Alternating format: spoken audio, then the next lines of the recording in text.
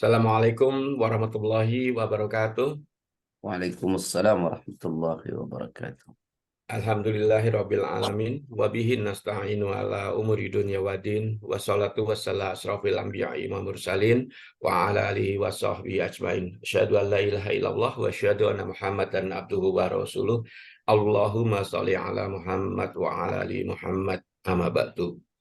Puji dan syukur sudah selayaknya kita panjatkan kehadirat Allah Subhanahu wa taala karena rahmat dan karunia yang senantiasa dicurahkan pada kita semua, wal khusus pada pagi hari ini kita masih diberikan kesempatan dan nikmat yang luar biasa, nikmat iman, nikmat Islam, nikmat waktu, sehingga kita bisa berkumpul, bersilaturahmi, dan sekaligus bertolabul ilmi yang secara rutin kita laksanakan bersama Ustadz Wahid Rahman.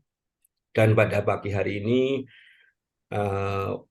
sedikit berbeda jadwalnya di 2 Muharram 1445 karena seharusnya kita laksanakan kemarin. Salam dan sholawat semoga tercurah kepada junjungan kita Nabi besar Muhammad Shallallahu Alaihi Wasallam beserta keluarga, sahabat, dan pengikutnya yang setia, dan semoga kita termasuk pengikut beliau yang akan mendapatkan syafaaat beliau di yaumil kiamah nanti. Amin.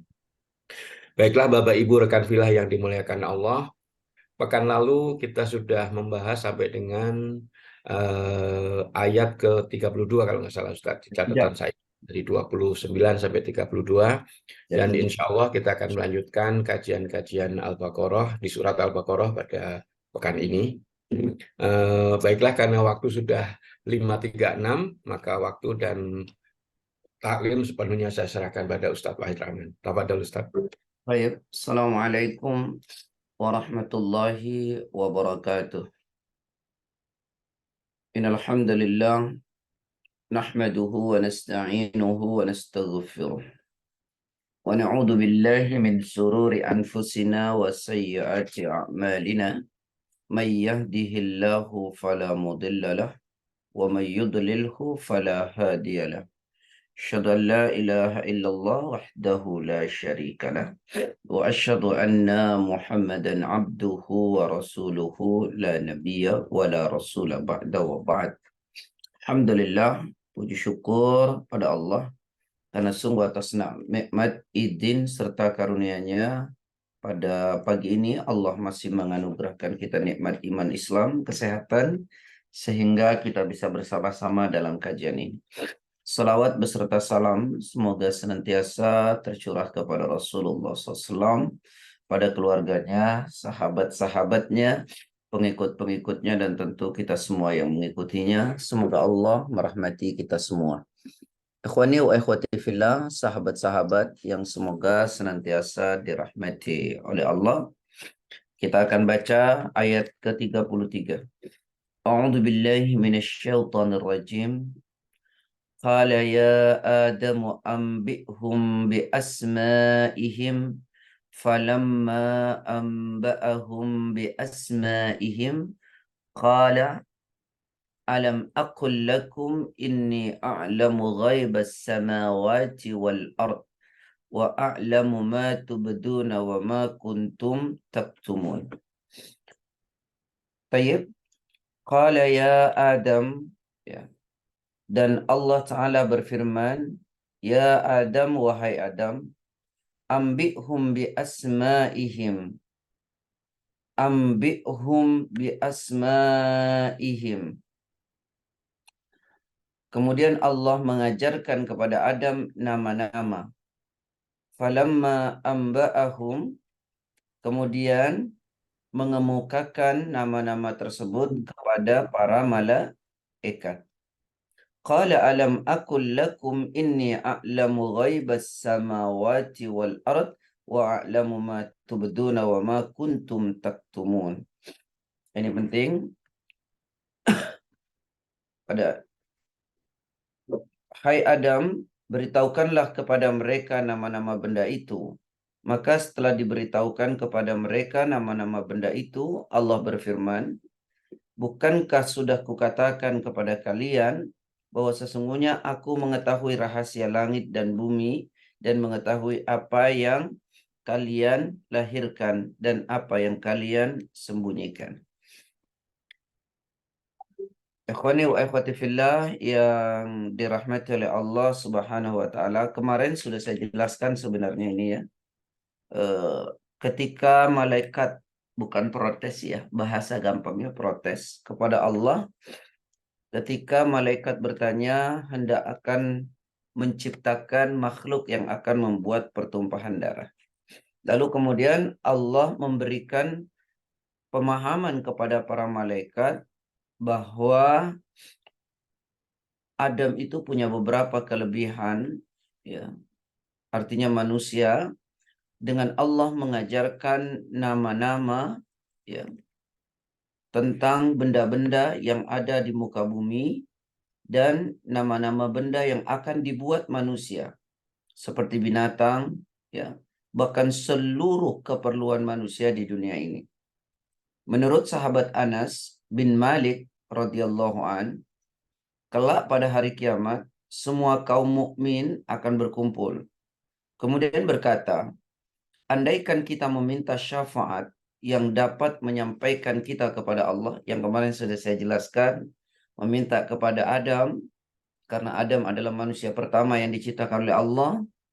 Adam tidak memberi syafaat itu, kemudian meminta kepada Nabi Ibrahim yang disebut Khalilullah, tidak mampu pula, ya. Dan kemudian kepada Nabi Yakub dan juga tidak bisa, dan yang memberikan syafaat adalah Nabi Muhammad sallallahu alaihi wasallam. Ini sebenarnya bercerita soal Adamnya.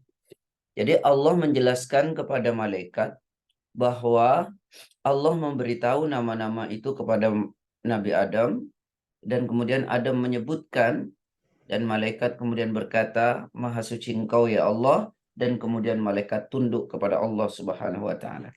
Baik, ini kemarin sudah saya jelaskan. Sekarang masuk ayat 34 saja.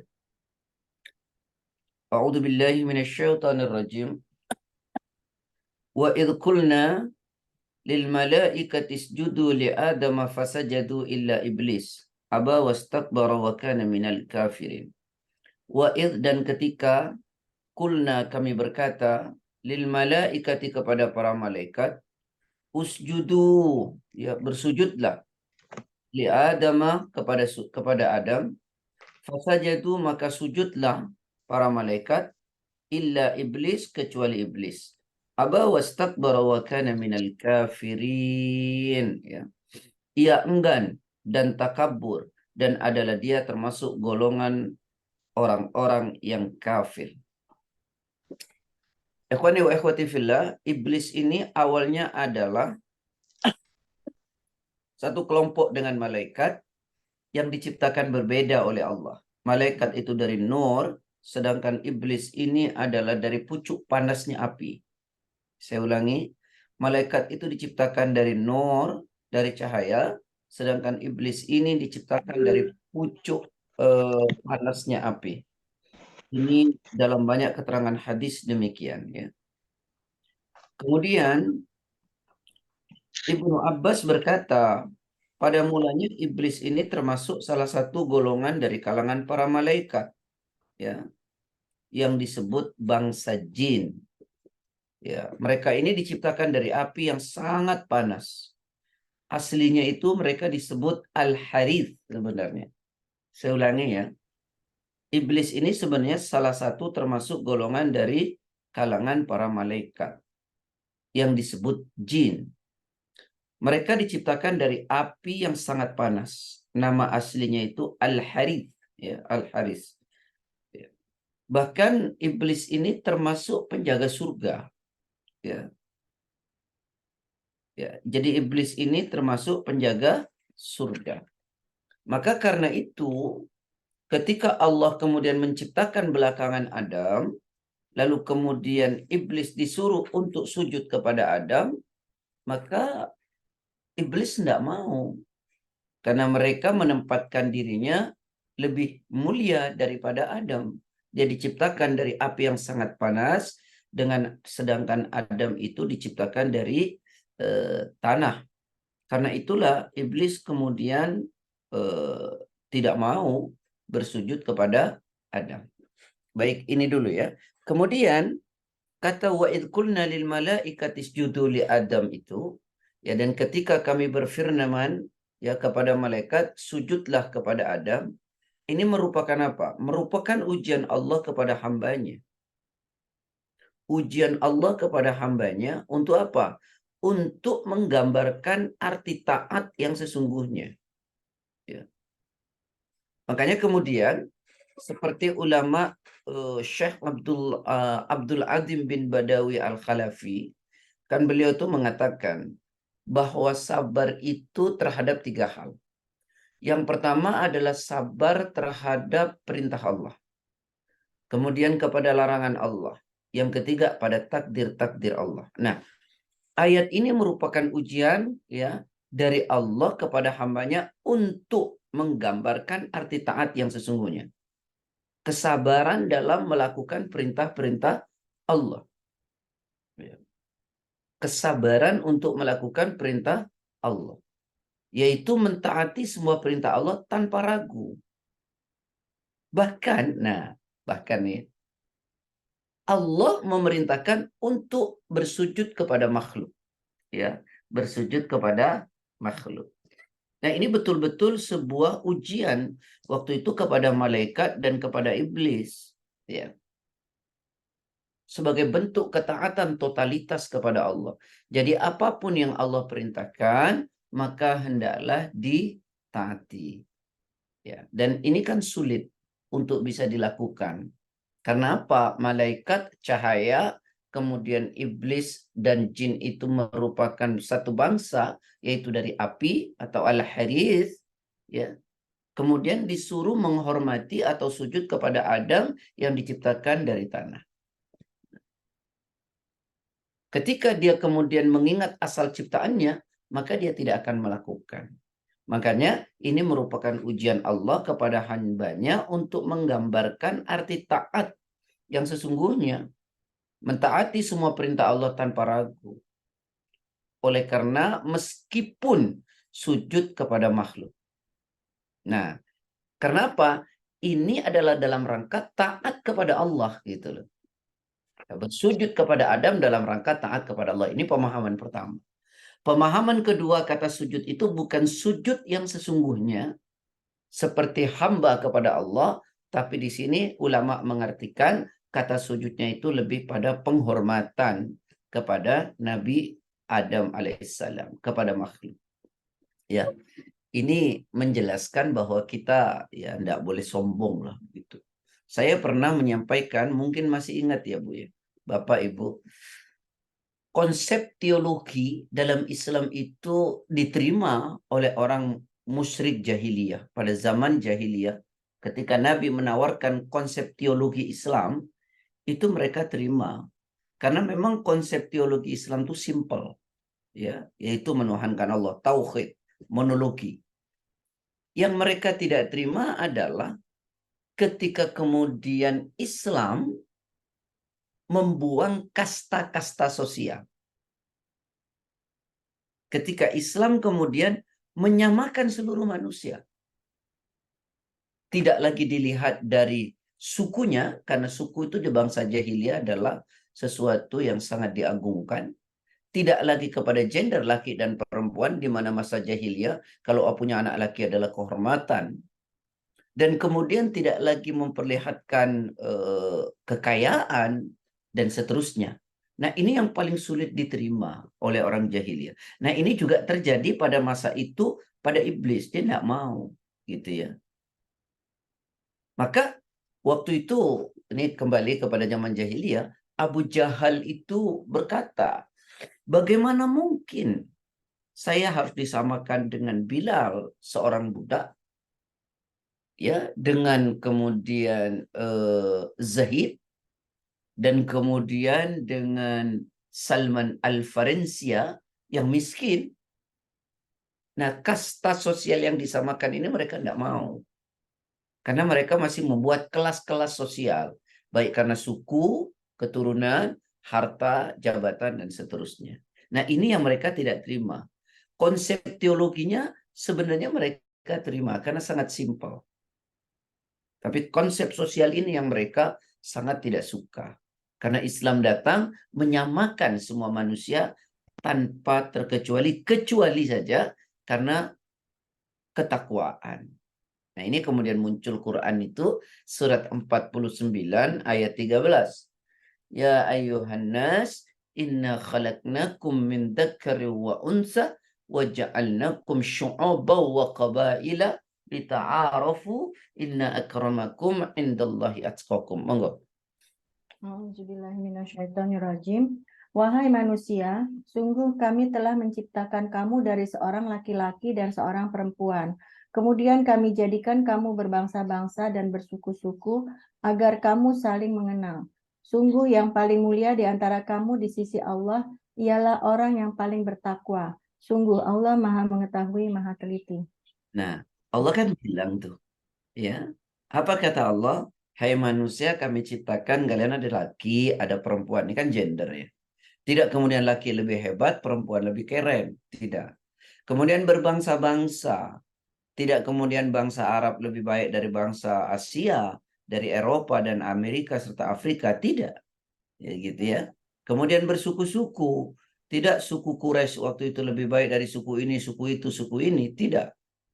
Allah kemudian mengatakan, sungguh orang termulia di sisi Allah di antara kalian adalah yang paling bertakwa. Nah, konsep inilah yang tidak diterima oleh orang jahiliyah waktu itu. Nah, ini percis ya.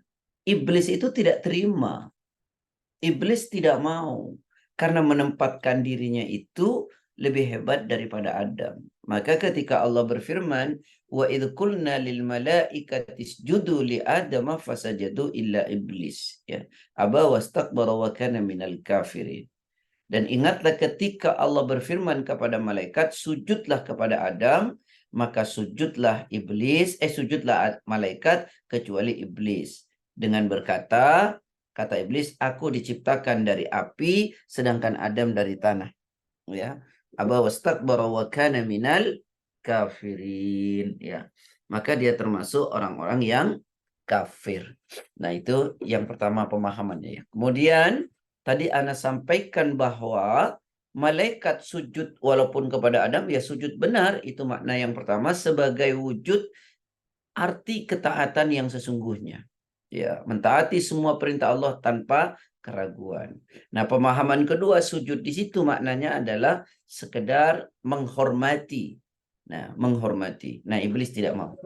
Ada satu pendapat lain seperti sahabat Mu'ad radhiyallahu anhu berkata, ini cerita sahabat Mu'ad.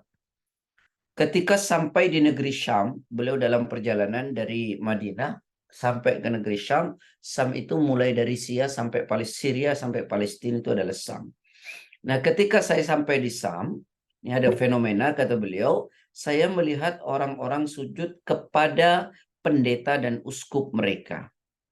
Jadi dulu orang-orang di luar Islam itu mereka sujud kepada uskup dan pendeta-pendeta mereka. Lalu kemudian Mu'ad berkata kepada Rasulullah, ya Rasulullah, maka sesungguhnya yang lebih layak disujudi andaikan boleh bersujud adalah kepada engkau ya Rasulullah. Nah, gitu ya. Jadi mereka melihat orang-orang di luar Islam itu sujud kepada uskup dan pendeta mereka.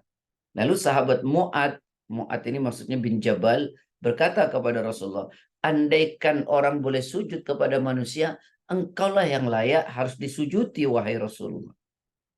Tapi apa jawabnya Rasulullah? Kata Rasulullah SAW, ini penting untuk dipahami. Kata Rasulullah SAW, andaikan manusia boleh sujud kepada manusia, ya, atau makhluk boleh sujud kepada makhluk, maka yang paling aku perintahkan adalah seorang istri sujud kepada suaminya. Saya ulangi ya. Jadi sahabat Mu'ad bin Jabal perjalanan dari kota Mekah menuju Syam, tadi saya bilang Syam itu antara Syria sampai Palestina. Di sana beliau melihat orang-orang di luar Islam itu sujud kepada pendeta dan uskup-uskup mereka. Lalu sahabat Mu'ad melihat itu berkata kepada Rasulullah, ya Rasulullah, maka engkaulah ya sesungguhnya yang paling pantas untuk disujudi. Mendengar perkataan itu Rasulullah dari sahabat Mu'ad, Rasul berkata, andaikan manusia itu boleh sujud kepada manusia, andaikan makhluk itu boleh sujud kepada makhluk, maka akan aku perintahkan seorang istri sujud kepada suaminya. Ya, andaikan boleh, tapi kan tidak boleh.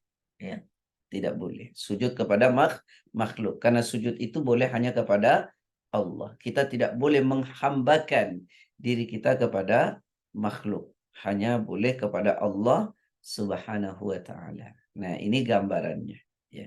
Intinya dari ayat ini adalah menunjukkan kesombongan, ya.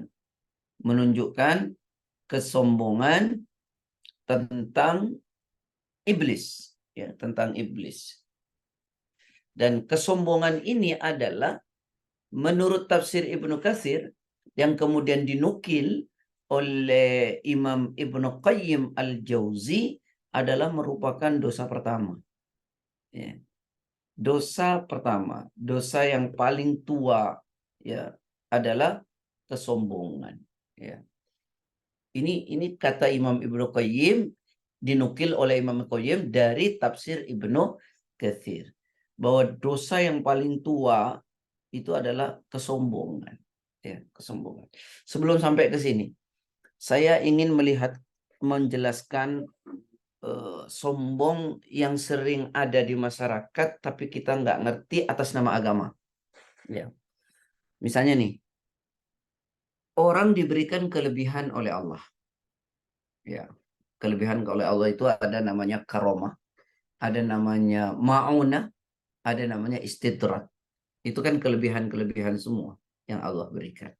Nah, di sini saya mau jelaskan nih, dalam tafsir Ibnu Katsir, saya langsung terjemahkan saja.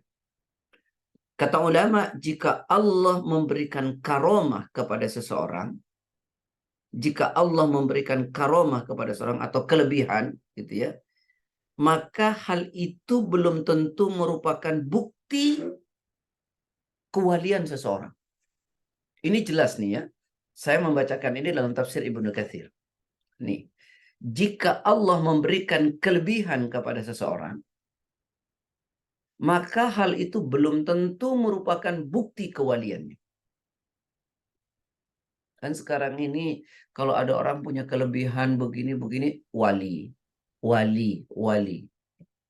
Nah, bahkan kata ulama dalam tafsir Ibnu Katsir ini, ada kalanya sesuatu yang luar biasa itu bisa terjadi kepada seseorang yang bukan wali. Yang bukan wali. Karena wali itu adalah orang yang dekat kepada Allah. Bahkan bisa muncul dari tangan seorang yang kafir sekalipun. Atau pendurhaka. Ya. Sebagaimana dulu di zaman Nabi terjadi kepada namanya Ibnu Sayyad.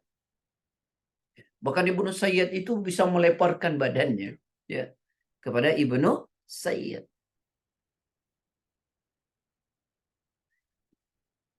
Ibnu Sayyid ini kalau lagi marah, badannya itu bisa membesar, ya, bahkan memenuhi jalan. Ya. Sahabat Abdullah bin Umar itu seringkali memukulnya. Itu kan juga kelebihan. Juga banyak hadis misalnya yang diperlihatkan kepada Dajjal. Tentang Dajjal. Dajjal itu kan orang yang dekat dengan Allah. Tapi bahkan fitnah terbesar. Ya. Dia bisa berkata, langit turunlah air, turun air. Lalu kemudian dia memanggil seorang anak muda, dibunuhnya, lalu disambungnya, dan hidup lagi. Jadi di dalam tafsir ini, Ibnu Katsir ini memberi pesan bahwa semua yang luar biasa itu belum tentu merupakan bukti kewalian.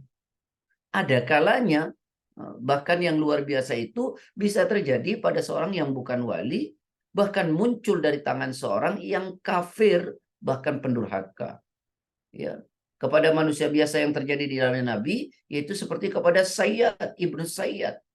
Dan juga tentang cerita bagaimana Dajjal, ya, yang memperolehkan kelebihan. Nah, sekarang orang-orang sekarang ini gampang betul. Ini wali. Orang telanjang nggak pakai baju, wali. Sholat, wali.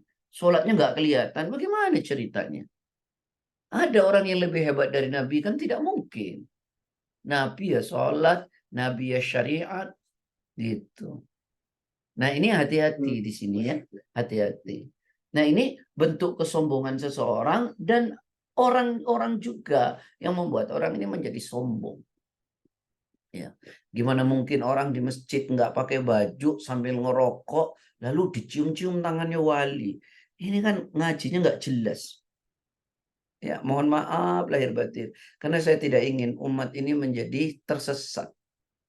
Ya, umat ini menjadi tersesat. Walau kita anggap ini wali begini, ini wali begitu, ini wali begitu. Tidak, ikhwah. Karena la ya'riful wali illa wali. Tidak tahu seseorang itu wali kecuali wali lagi. Ya. La ya'riful wali illa wali. Tidak mengerti seorang itu wali kecuali wali lagi. Ya. Jadi kalau ada orang punya kelebihan, hati-hati. Belum tentu itu wali. Apalagi kalau dia tidak menunjukkan ketaatan kepada Allah, tidak salat, kelakuannya menyimpang, tidak mencontoh Nabi, ya. Maka hati-hati. Ya, jangan gampang-gampang. Nah, ya kembali ini sekedar saya memberi contoh. Tadi saya sampaikan hadis ini, ayat ini menunjukkan tentang kesombongan iblis ya, tentang kesombongan iblis yang diminta untuk sujud kepada Adam dan dia tidak melakukan. Oleh karenanya lah Allah benci betul terhadap sifat-sifat sombong ini. Ya, itulah dosa terbesar yang pertama ditunjukkan oleh iblis. Nah, di dalam Quran banyak sekali Allah menjelaskan betapa bencinya Allah terhadap orang-orang sombong. Coba mulai Al-Quran surat 28 ayat 83 Al-Qasas. Tilkad darul akhiratu naj'aluha lilladina la yuriduna uluwan fil ardi wala fasadan wal aqibatu lil muttaqin. A'udzubillahiminasyaitonirrajim. Negeri akhirat itu kami jadikan bagi orang-orang yang tidak menyombongkan diri dan tidak berbuat kerusakan di bumi. Dan kesudahan yang baik itu bagi orang-orang yang bertakwa. Nah, maksudnya tilkad darul akhirat itu, negeri akhirat itu maksudnya adalah surga. Ya. Surga itu naj'aluha kami jadikan lilladina bagi orang-orang la yuriduna uluwan fil ardi. Jadi surga itu kami jadikan untuk orang-orang yang tidak menyombongkan dirinya. Jadi artinya nggak ada tempat bagi orang sombong itu di surga. Tidak ada tempat. Wala fasadan, dan juga negeri akhirat itu dijadikan oleh Allah buat orang yang tidak membuat kerusakan di muka bumi. Baik membuat kerusakan dengan fisiknya maupun dengan pikirannya. Ya, membuat ide-ide yang membuat rusak. Surga tidak boleh buat orang seperti itu. Wal aqibatu lil muttaqin. Ya, wal aqibatu lil, kesudahan yang baik, surga itu disediakan bagi orang-orang bertakwa. Surga itu diberikan pada orang bertakwa. Haram surga buat orang yang membuat kerusakan di muka bumi dan buat orang yang sombong. Keduanya ini terkumpul dalam sifat orang munafik, ya. Bahkan Allah mengatakan untuk orang yang membuat kerusakan itu bukan hanya tak boleh surga, nanti dia di kiamat itu Allah menjelaskan orang-orang itu akan dibutakan, ditulikan, ditempatkan tempat yang paling buruk. Nah, itu. Seperti misalnya gambaran dalam Quran surat Muhammad 47 ya, ayat 22 sampai 23 kalau tidak salah.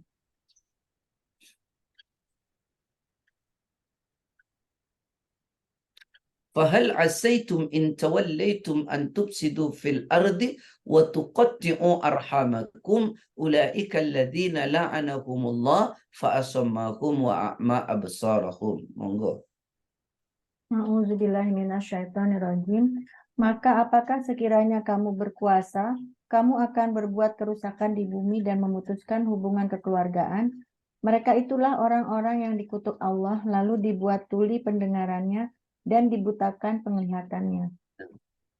Maka apakah kalau kamu punya kuasa, kata Allah, satu, kamu akan buat kerusakan di muka bumi. Nah ini ya. Dan memutus tali kekeluargaan.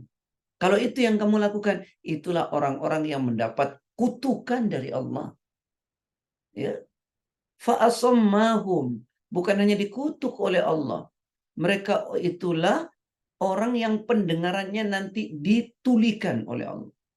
Dan matanya dibutakan nanti di hari kiamat. Bayangkan. Ya, bagi siapa? Orang yang membuat kerusakan di muka bumi dan membuat putusnya tali kekeluargaan. Nah, itu sama juga dengan Quran surat berapa itu? 13 ayat 25 kalau tidak salah ya.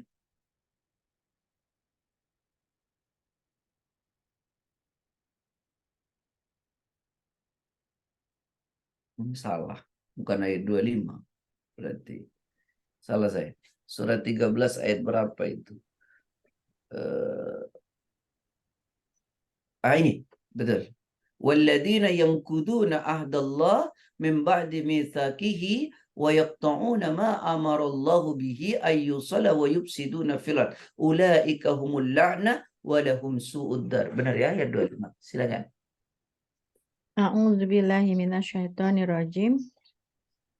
Dan orang-orang yang melanggar janji Allah setelah diikrarkannya dan memutuskan apa yang diperintahkan Allah agar disambungkan dan berbuat kerusakan di bumi, mereka itu memperoleh kutukan dan tempat kediaman yang buruk atau jahanam. Jadi orang-orang yang melanggar janjinya dengan Allah, maksudnya syahadat mereka langgar, ya kemudian menjadi murtad, dan kedua orang yang memutus tali kekeluargaan, yang ketiga orang yang membuat kerusakan di muka bumi, mereka itulah orang yang mendapat kutukan dari Allah dan baginya adalah tempat yang paling buruk nanti di akhirat, yaitu neraka jahanam. Ya. Nah kembali, jadi kata Allah surga ini tidak disiapkan bagi orang-orang yang menyombongkan dirinya. Nah itulah generasi iblis. Makanya Allah tidak suka betul dengan orang-orang seperti itu. Ya, buka lagi misalnya dalam Quran surat Luqman ayat 18-19. Ya, ini saya bercerita tentang sombong dulu ya, yang apa tadi ditularkan oleh iblis kepada generasi-generasi. Surat 31 ayat 18 sampai 19.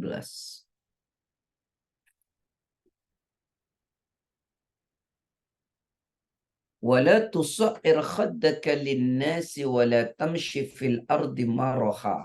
Innallaha la yuhibbu kulla mukhtalin fakhur. Waqsid fi mashyika waghdud min sautika inna ankaral aswat la sautul hamir. A'udzubillahi minasyaitonirrajim. Dan janganlah kamu memalingkan wajah dari manusia karena sombong. Dan janganlah berjalan di bumi dengan angkuh. Sungguh Allah tidak menyukai orang-orang yang sombong dan membanggakan diri.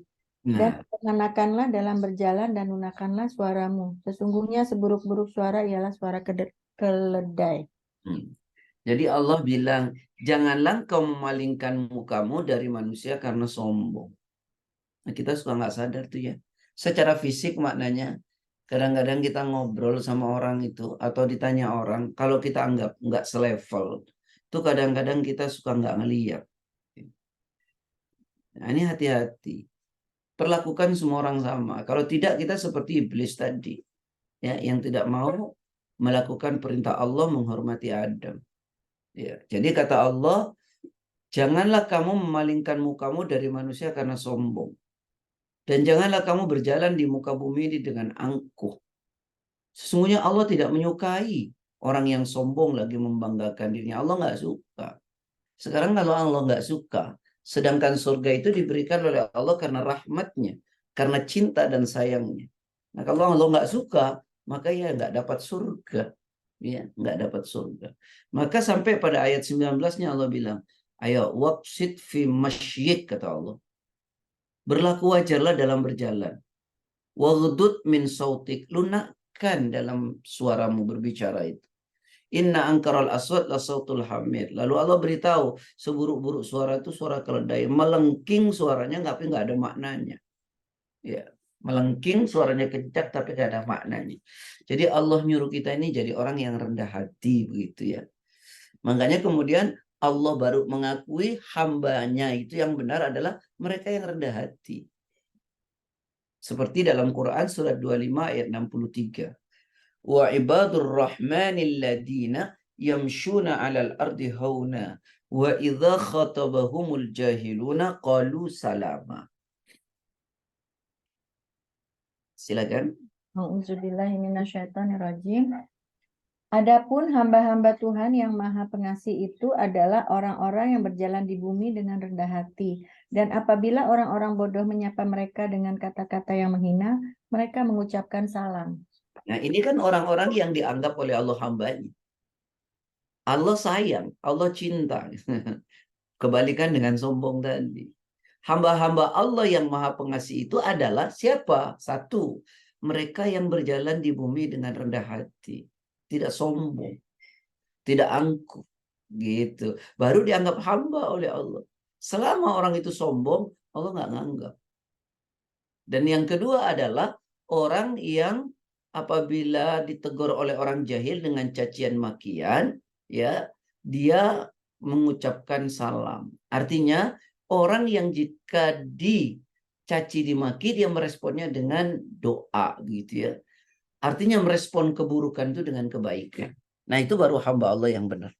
Jadi hamba Allah itu adalah orang yang rendah hati, tapi tidak rendah diri ya. Karena rendah diri dalam Islam tidak boleh. Orang yang merendahkan dirinya di hadapan manusia sepertiga imannya hilang. Ya, yang boleh itu adalah rendah hati. Nah, kembali, apa ruginya orang sombong? Banyak sekali ruginya. Ya, ruginya banyak sekali. Bahkan saya sering bercanda, orang sombong aja tidak suka sama orang sombong. Ya, apalagi orang yang rendah hati, tentu sangat tidak suka sama orang sombong. Nah, rugi yang paling parah itu adalah bisa kita lihat dalam Quran surat 7146.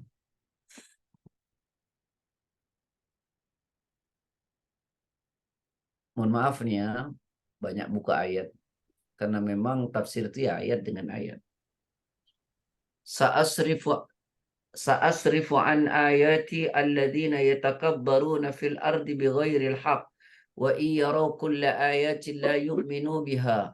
Wa iyaraw sabila rushdi la yattakhiduhu sabila. Wa iyaraw sabila al-ghayyi yattakhiduhu sabila. Dhalika bi'annahum kadzabu biayatina wa kanu anha ghafilin.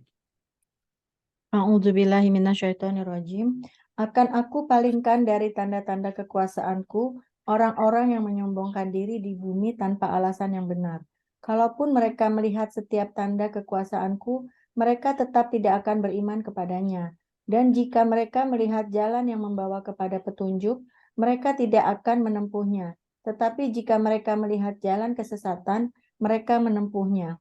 Yang demikian adalah karena mereka mendustakan ayat-ayat kami dan mereka selalu lengah terhadapnya. Baik, ikhwani wa ikhwati fillah yang dirahmati oleh Allah Subhanahu wa taala, mari kita lihat dengan baik apa kata Allah itu. Aku akan memalingkan manusia dari tanda-tanda kebesaranku. Kenapa? Disebabkan kesombongannya di muka bumi tanpa alasan yang jelas. Jadi orang yang sombong itu akan dipalingkan dari tanda-tanda kebesaran Allah. Dari ayat wa iyaraw kulla ayatin la yu'minu biha. Setiap diperlihatkan ayat-ayat Allah, mereka nggak bakal beriman. Ayat Allah itu ada dua. Ada yang sifatnya kauni, fenomena alam. Ada yang sifatnya ayat kauliyah, firman. Mau firman Allah begini begitu diperlihatkan pada orang sombong, mereka nggak mau.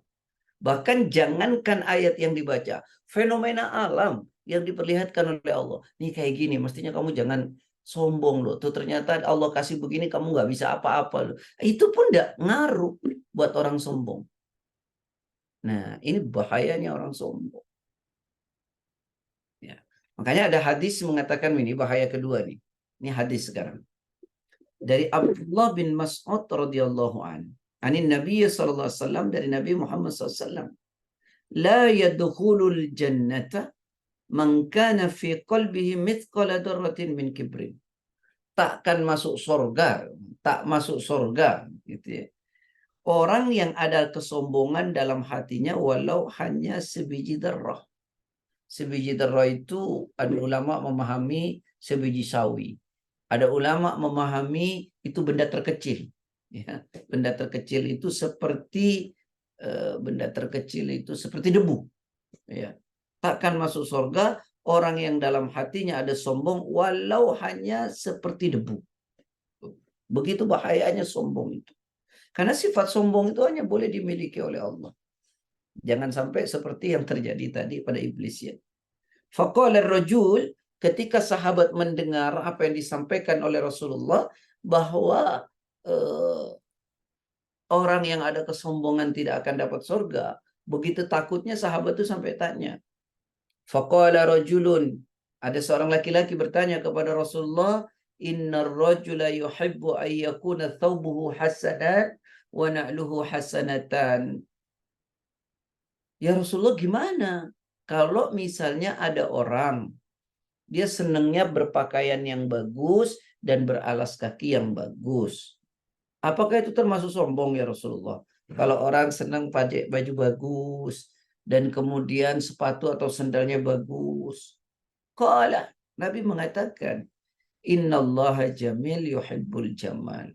Allah itu indah dan Allah mencintai keindahan.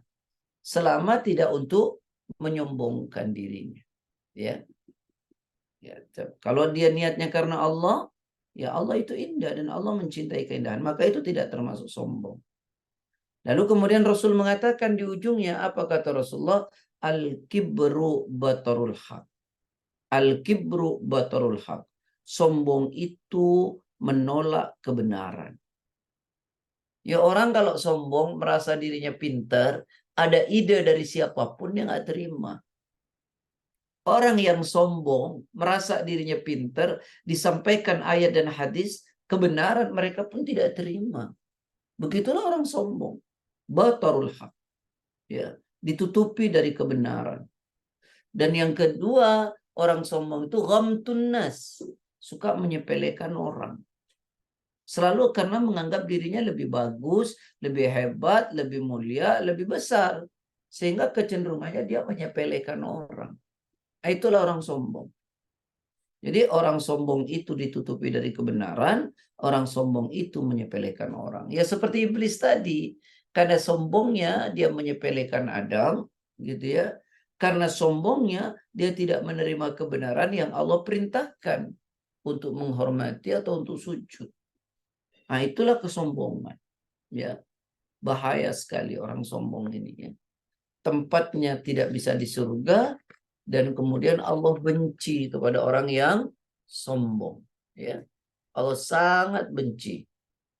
Bahkan dulu itu ada cerita begini, hadis dari Salimah bin Aqwa radhiyallahu an. Anna rajulan akala 'inda Rasulillah SAW bishimali.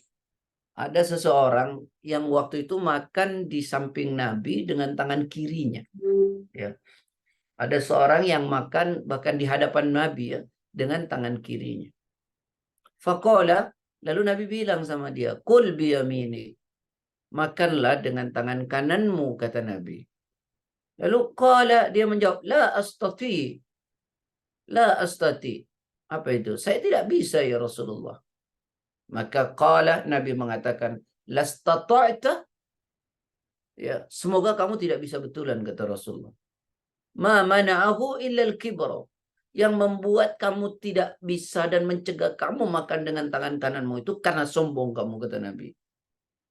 Karena sombong. Qala fama rafa'aha illa fihi. Ya, akhirnya orang itu benar-benar tidak bisa mengangkat tangan kanannya ke mulutnya. Ya, itulah Nabi benci betul.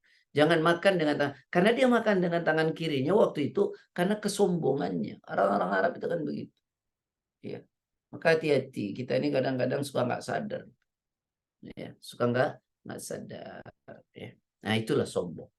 bahaya sekali. Nah, pesan ayat ini adalah tentang cerita bagaimana Nabi Adam, malaikat, dan iblis. Tapi intinya dari ayat itu adalah larangan kita berbuat sombong. Nah, kalau boleh saya teruskan, ada satu hadis begini. Dari Harith bin Wahbin. Ya, dari Harith bin Wahbin radhiyallahu an, semoga Allah meridainya. Sami'tu Rasulullah SAW yaqul, kata Harith bin Wahbin, saya pernah mendengar Rasul bersabda. Apa kata Rasul? Ala ukhbirukum bi ahlin nar. Maukah kalian ku beritahu siapa orang yang akan menjadi penghuni neraka? Jadi kata Nabi, mau tidak kalian ku beritahu siapa orang yang akan menjadi penghuni neraka? Ya, kata Nabi, kullu utul. Yang pertama orang yang kejam. Orang yang kejam. Kejam itu paling banyak di mulut. Ya. Fitnah itu adalah kejam yang sangat amat kejam. Fitnah. Karena dia membunuh karakter seseorang. Kemudian apa lagi? Kejam itu dengan lisan ini. Menggibahi orang. Menyebar keburukan orang. Itu juga kejam. Kalau kita tahu keburukan orang, cukuplah kita saja yang mengerti. Tak perlu orang tahu. Ya, kalau kata bahasa orang Betawi itu telan aja lah. Ya, jangan orang tahu. Ya. Kita ini senang sekali menyebar aib itu. Padahal kata Rasulullah, jika seseorang ya tidak bisa menyembunyikan aib saudaranya, maka Allah tak akan pernah sembunyikan aibnya dia kelak di hari kiamat. Allah buka semua itu. Ya, makanya itu kekejaman yang sangat luar biasa. Atau kejam dalam fisik ya, sekarang ini banyak ya. Rampok macam-macam lah begitu ya. Kemudian yang kedua jawad. Siapa ahli neraka itu? Jawad. Jawad itu apa? Rakus. Rakus. Orang yang rakus itu tidak akan masuk surga. Ya. Dia akan menjadi penghuni neraka. Kenapa? Karena orang rakus itu ya kebiasaannya nanti menghalalkan segala cara. Itu orang rakus. Apapun jadi boleh. Itu mustakbir. Rakus. Yang ketiga adalah mustakbir. Apa mustakbir itu? Orang sombong. Nah, itu ya. Orang sombong. Ya. Ini tolong diperhatikan ya. Jadi ahli neraka itu orang yang kejam, rakus, dan sombong. Nah, sombong. Bahkan pernah terjadi perdebatan antara sorga dan neraka. Nah, lucu. Perdebatan antara sorga dan neraka. Ini dituturkan dari Abi Sa'id. Rasulullah SAW bersabda begini. Ihtajjatil jannatu wan nar. Berdebat antara neraka dan surga. Faqalatin nar. Ya, faqalatin nar. Neraka itu berkata begini. Fil jabbarun wal mutakabbarun. Kata neraka. Fil jabbarun wal mutakabbarun. Nanti dalam diriku di neraka itu satu adalah orang-orang yang pembesar.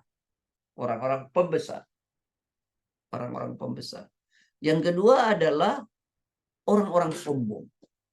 Jadi aku nanti akan dipenuhi para pembesar dan orang-orang sombong. Ini kata neraka nih. Wa qalatil jannah, dan surga berkata, fid du'afa'in nas wa masakinuhum. Dan saya nanti akan ditempati oleh orang-orang yang lemah dan orang-orang miskin. Orang-orang yang lemah dan orang-orang yang miskin. Lalu kemudian faqadallahu bainahuma, maka Allah memutuskan antara keduanya, innakil jannah rahmati. Sesungguhnya kata Rasulullah ya, Allah Ta'ala berfirman, sesungguhnya engkau hai surga adalah rahmatku. Arhamu bika mayyasha, ya, dan aku merahmati bagi orang-orang yang aku kehendaki. Wa innaki annaru azabi, dan sesungguhnya ya engkau neraka adalah azabku. Wa adzibu bika man asya, ya, maka denganmu aku menyiksa siapa yang aku kehendaki. Walikalaikuma alayya mil'uha, dan untuk masing-masing kalian pasti aku penuhkan nanti.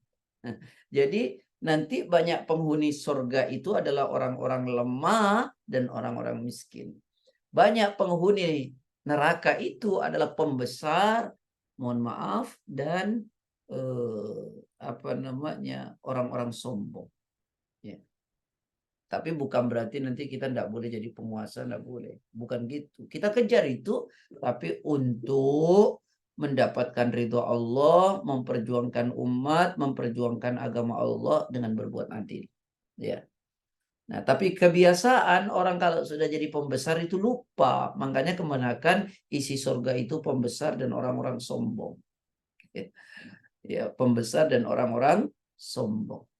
Bahkan ada hadis itu begini. Kata Nabi, salatatun la yukallimuhumullah yaumal qiyamah. Ada 3 model manusia yang nanti oleh Allah tidak diajak bicara di hari kiamat. Wala yuzakkihim, dan dosa-dosanya tidak dibersihkan oleh Allah. Wala yanduru ilaihim, dan Allah sama sekali tidak memperhatikan mereka. Jadi ada 3 model manusia nanti, kata Rasul, tidak diajak bicara oleh Allah. Dosa-dosanya tidak dibersihkan. Kemudian dicuekin oleh Allah. Walahum adabun alim, dan bagi mereka nanti siksa yang teramat pedih. Siapa 3 orang itu? Yang pertama, syaikhun zanin. Syaikhun itu artinya tua bangka. Zanin masih suka berzina. Maka hati-hati Pak ya, kata syekh itu tidak menunjukkan orang ahli agama. Syekh itu artinya bisa tua bangka. Makanya ada sekarang pimpinan pondok pesantren tapi ngaut kan menamakan dirinya syekh. Syekh itu belum tentu ahli agama. Syekh itu artinya adalah tua bangka. Maka di sini yang pertama menjadi apa tadi? Tidak diajak bicara oleh Allah, tidak dibersihkan dosanya, baginya siksa yang teramat pedih. Yang pertama itu syaikhun zanin, tua bangka yang masih suka berzina. Yang kedua siapa? Orang yang tidak diajak bicara di hari kiamat, tidak dibersihkan dosa-dosanya, Allah cuekin dan baginya siksa pedih. Wa malikun kadzab, pemimpin pendusta. Ya. Yang ketiga apa? Nah, ini yang ada kaitannya dengan ini. Wa ailun mustakbir. Orang miskin sombong. Udah miskin sombong. Kalau kaya sombong ya neraka juga, ya. Udah miskin sombong, ya. Nah, ini pelajaran buat kita dari ayat 30 berapa tadi? 34 ya Pak Sigit ya? Iya, 34. Ya, pelajaran 34. Besok insya Allah 35. Ya, silakan. Makasih Ustadz, Masya Allah luar biasa. Dan pagi hari ini kita banyak sekali membahas masalah kesombongan. Memang sangat menakutkan Ustadz ya sifat sombong itu. Cuma begini Ustadz, kadang-kadang kita secara tidak sadar digiring dalam tanda kutip ke arah kesombongan. Misalkan di kantor ada strata, golongan pangkat atau segala macam. Sehingga kita merasa bahwa golongan-golongan itu sedikit berbeda Ustadz ya. Misalkan dalam pegawai negeri atau misalkan di swasta pun. Nah, Ustadz, bagaimana caranya kita untuk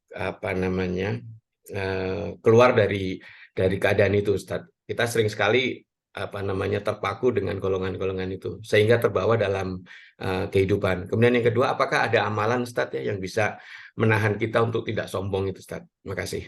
Ikhwani wa akhwati fillah. Gini loh sebenarnya. Ini kan pangkat keduniaan. Ya, saya ingin tunjukkan seperti para salafiyun. Salafiyun itu orang-orang dulu di zaman para sahabat, para tabi'in dan para tabi'ut tabi'in. Jadi ini analoginya gini. Kalau dia lihat orang lebih tua, dia akan bilang tuh, ya Allah tuh orang lebih tua dari saya. Pasti amalnya lebih banyak dari saya. Karena kesempatan dia beramal tidak lebih dulu dari saya. Kalau dia lihat orang lebih muda, dia akan berkata, ya Allah tuh orang lebih muda dari saya. Mesti dosanya tidak lebih banyak dari saya. Karena kesempatan berbuat dosa tidak lebih dulu dari saya. Nah, dia selalu menempatkan orang itu lebih baik. Kata Aba Ishaq, seorang ulama asal Basrah. Beliau berkata, ada sebab 10 hati mati. Salah satunya adalah ishtaghaltum bi'uyubi ikhwanikum wa nabattum uyubakum. Kalian sibuk dengan kelebihan kalian, tapi kalian sibuk dengan aib saudara kalian, dan kalian juga sibuk dengan kelebihan kalian. Sibuk dengan aib orang dan sibuk dengan kelebihan kita. Mestinya kita belajar sibuk dengan kelebihan orang, tapi kemudian banyak mengkoreksi diri atas kekurangan kita, gitu. Ya, kalau kita diberi pangkat dan kedudukan serta jabatan, apa yang mau kita sombongkan? Uang itu urusan dunia saja. Itu urusan dunia. Banyak Pak orang yang punya kedudukan tinggi tapi orangnya rendah hati. Karena itu hal yang berbeda. Ya, soal jabatan ya jabatan, dia memberi instruksi, bukan berarti kemudian dia merasa hebat, kan tidak. Itu soal jabatan dunia. Mestinya ya nggak ada persoalan pada persoalan seperti itu. Kalau ditanya amalannya apa? Semua amalan kebaikan itu adalah menunjukkan kehinaan kita. Sholat Allahu Akbar, kita mengatakan Allah Maha Besar. Substansinya apa sih? Substansinya kita mengakui kita nggak ada apa-apanya. Dia bertakbir tiap hari, tapi merasa dirinya gede. Ini gimana ceritanya? Dia sujud meletakkan kepalanya di bawah, menaikkan pantatnya. Itu kelemahan, kerendahan. Nah, belajarlah seperti itu. Semua amalan kebaikan itu adalah belajar merendahkan diri kita. Makanya kalau ada orang rajin sholat tapi sombong, rakaruan, sholatnya gak benar, atau dia gak ngerti sholat, dia tidak memahami makna sholat, atau substansi sholat sendiri dia tidak paham. Karena orang ngerti sholat, ketika takbir saja lah, Allahu Akbar, Allah Maha Besar. Ya, wahid kecil, dirinya nggak ada apa-apanya. Nah, itu mestinya, Pak. Semua amalan itu mengajarkan kita untuk tidak sombong. Cuman kadang-kadang kita ngamalkan sesuatu nggak ngerti substansinya saja. Nanti kapan-kapan kita boleh bahas tuh makna sholat secara substansi gitu. Baik, wallahu a'lam. Masya Allah, terima kasih sekali Ustaz. Jadi memang yang sering sekali kita sholat itu kalau orang Jawa bilang rubuh-rubuh gedang Ustaz. Asal jungkat-jungkit nggak ngerti maknanya. Oke, baiklah Bapak Ibu rekan fillah yang dimuliakan Allah. Kita mungkin masih ada beberapa belas menit untuk bertanya jawab. Silakan kalau ada yang ingin bertanya atau menanyakan hal yang belum jelas, bisa dibuka mikrofonnya langsung atau raise hand. Silakan. Ustadz, mau tanya Ustadz. Monggo. Ada dua. Yang pertama, mengenai kesombongan. Kalau seseorang itu yakin dengan pilihannya, kalau ada perbedaan pendapat misalnya ya, tapi dengan dalil, dengan ada dasar hukumnya, kemudian bersikukuh dengan keyakinannya itu, apakah itu juga bisa jadi sepertinya kayak Betty gitu, beda tipis dengan kesombongan. Itu yang pertama. Yang kedua, tadi di Quran surat 25 ayat 63, itu kan kalau ada orang bodoh menyapa, dijawabnya dengan salam. Nah, apakah orang bodoh yang dimaksud itu termasuk orang kafir? Karena yang saya pernah pelajari juga, kalau ada orang kafir menyapa kita, kita nggak boleh menjawab dengan salam. Tapi misalkan dengan waalaikum aja gitu, tanpa salam. Itu gimana, Ustaz? Terima kasih. Saya lupa yang pertama tadi, Bun, Afwan, Bun. Yang pertama, bagaimana membedakan orang yang yakin dengan keyakinannya itu, tapi beda dengan kesombongan. Tayyib. Udah, kalau kita belajar, kita baca hujjah, dalil Al-Quran, As-Sunnah, dengan pemahaman yang diberikan oleh ulama. Lalu kemudian kita yakin dengan itu, ya enggak sombong, itu namanya konsisten. Enggak sombong, masa sombong? Saya misalnya, orang berkata, ya orang itu nek membunuh ya nggak usah dibunuh, nek mencuri ya nggak usah dipotong tangannya, itu melanggar hak asasi. Saya bertahan, enggak. Menurut Quran ya begini. Nah, apakah saya sombong? Ya enggak sombong saya. Karena Quran begini, hadis begini jelas gitu ya. Saya enggak terima dengan pendapat gitu. Itu enggak sombong. Ya, karena jelas hujahnya, jelas dalilnya. Itu enggak sombong. Ya. Ya, kadang kan sekarang ini dalam masalah-masalah khilafiyah, Ustadz. Kan dari dua pihak itu kadang-kadang masing-masing menyampaikan hujah atau dalilnya gitu.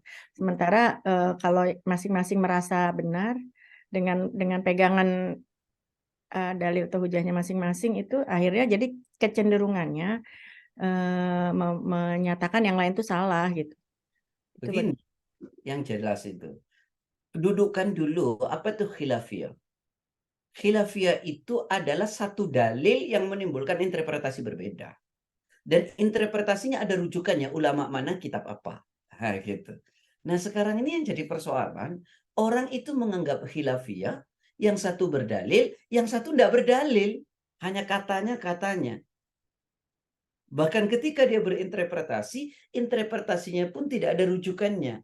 Lalu kemudian itu dibilang khilafiyah. Keliru. Nggak gitu. Khilafiyah itu ada dalilnya dua-duanya, atau satu dalil menimbulkan interpretasi berbeda, dan interpretasinya pun ada rujukannya. Itu baru kemudian disebut khilafiyah.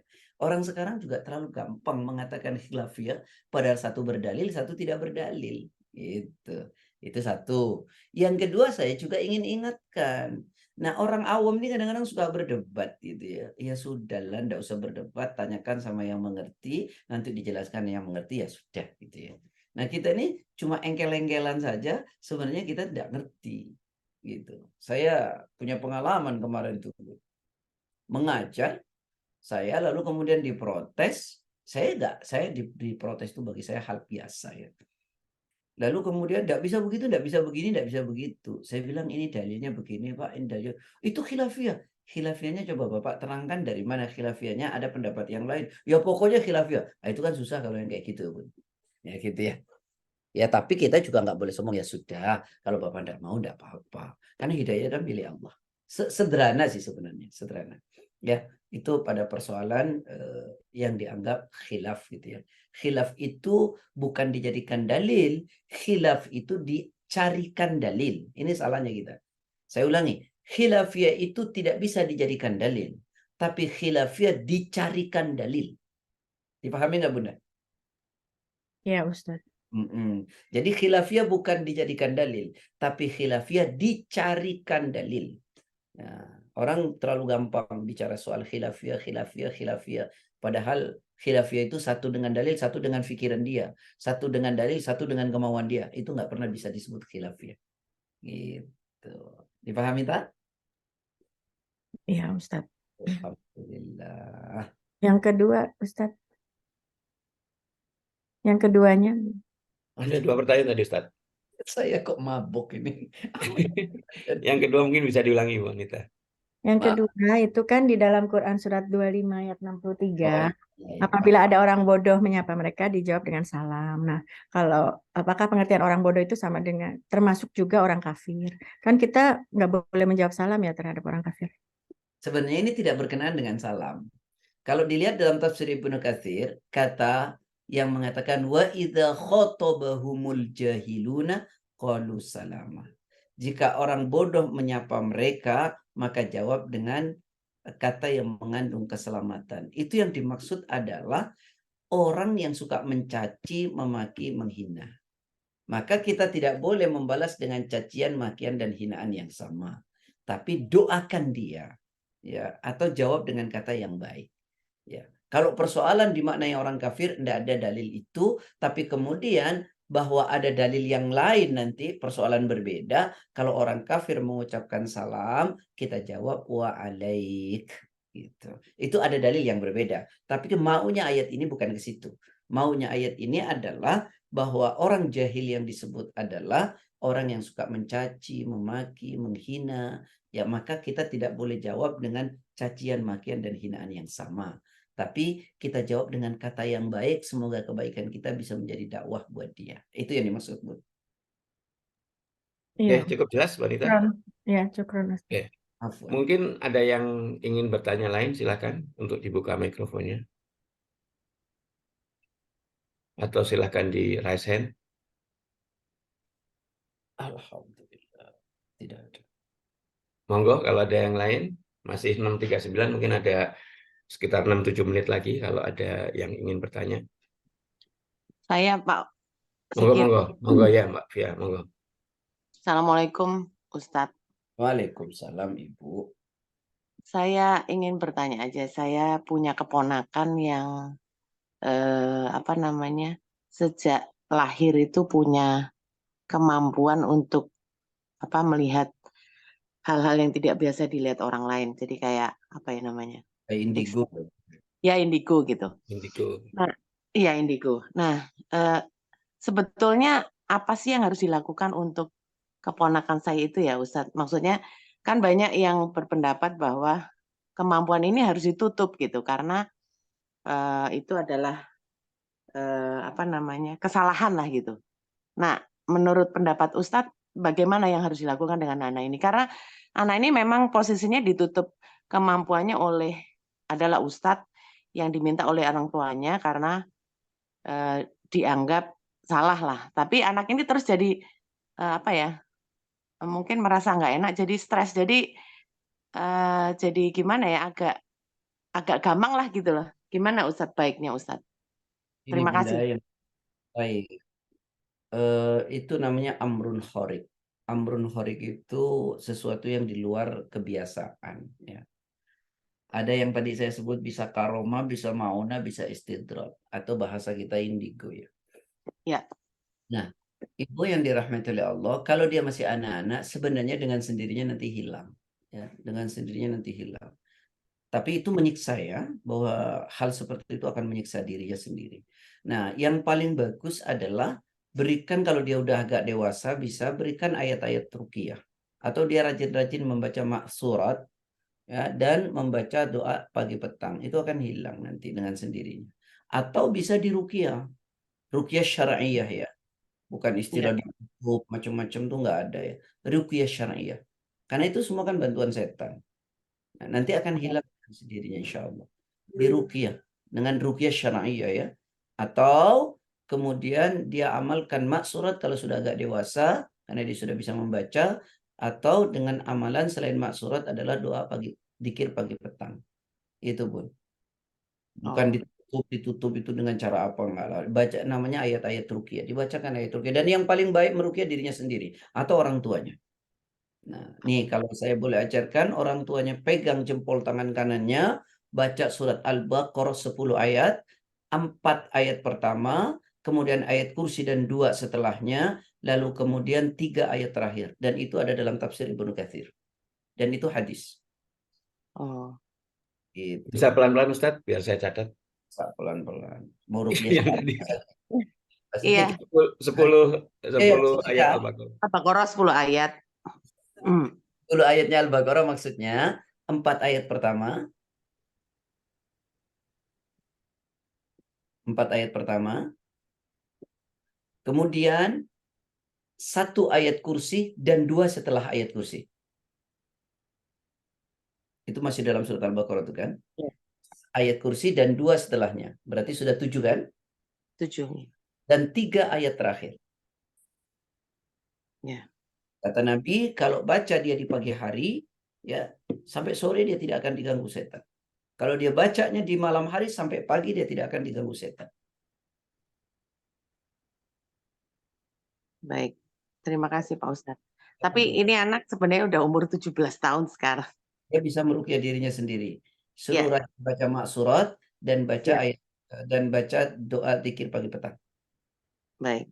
Terima kasih Pak Ustadz. Sama Bu Kun. Oke, makasih. Ustadz, yang 3 surat yang Al-Ikhlas, Akhir. Al-Falaq, An-Nas itu juga bisa termasuk surat ruqyah ya?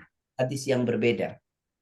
Hadis Oh. yang berbeda itu membaca Al-Baqarah 1 sampai 4, kemudian membaca ayat kursi 3 ayat terakhir, kemudian Al-Ikhlas 3 kali, Al-Falaq 3 kali, An-Nas 3 kali. Itu ayat hadis yang berbeda. Sama saja, itu mau dibaca lebih lengkap lagi itu. Oke, terima kasih Ustadz. Sekarang sudah 6.43. Bisa satu pertanyaan lagi Ustadz? Kalau ada yang mau bertanya. Terakhir. Mungkin pertanyaan terakhir kalau misalkan ada yang ingin bertanya. Itu Nelly ada di chat. Oke, ini cuma dari Bu Nelly, anak saya yang besar seperti ponakannya Bu Fia tadi, dan makin terganggu kalau bulan purnama. Mungkin Itu waktu-waktu terganggunya orang-orang seperti itu sore hari menjelang matahari tenggelam itu paling bermasalah pada saat qamar. Qamar itu rembulan, pas besar-besarnya tanggal purnama. 15, yaitu pada tanggal-tanggal 15 di bulan Qamariyah. Makanya di situ disunnahkan puasa Ayyamul Bid. Oke. Oh. Oke, makasih Pak Ustadz. Soalnya kalau purnama itu ya terganggu lah karena Lebih banyak yang Iya. hello ke dia. Itu hadis sebut. Makanya pada tanggal Ayyamul Bid itu disuruh puasa. Iya. Oh iya. Oke, Iya. Dok. Makasih Ustadz. Makasih Pak Ustadz. Oke, Ustaz. Cukup ya Pak Ya. Sigit ya. Oke, baik Ustaz. Saya tahu Ustaz agak kurang sehat pada pagi hari ini, jadi kita tutup pertemuan kita pada pagi hari ini. Saya sampaikan terima kasih yang luar biasa kepada Ustadz atas ilmu dan waktunya, juga kepada Bu Nani yang tadi buru-buru ke airport tapi sempat untuk membuka link, juga kepada Om Ariesta yang sudah menayangkan ayat Al-Quran, dan juga pada Anita yang telah membacakannya. Sekali lagi saya sampaikan terima kasih pada Ustadz dan juga kepada teman-teman semua yang sudah berpartisipasi. Baiklah, kita tutup kajian pada pagi hari ini dengan sama-sama membaca doa kafaratul majelis. Subhanakallah wa bihamdika asyhadu alla ilaha illa anta astaghfiruka wa atubu ilaik. Mohon maaf apabila ada kekurangan selama kajian. Assalamualaikum warahmatullahi wabarakatuh.